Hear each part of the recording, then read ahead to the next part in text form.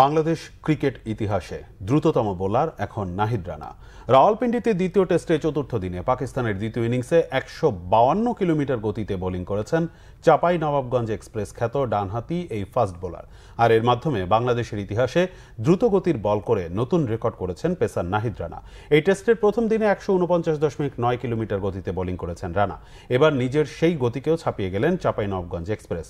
দ্বিতীয় টেস্টের চতুর্থ দিনে এই গতিতে বল করেছেন রানা। এর আগে ১৫০ কিলোমিটার গতিতে বল ডেলিভারি দিতে পারেননি বাংলাদেশের কোনো বলার। রুবেল হোসেন সর্বোচ্চ ১৪৯.৫ কিলোমিটার গতিতে বল করার রেকর্ড করেছিলেন। দ্বিতীয় টেস্টে পাকিস্তানের দ্বিতীয় ইনিংসে দারুণ বোলিং করেছেন রানা।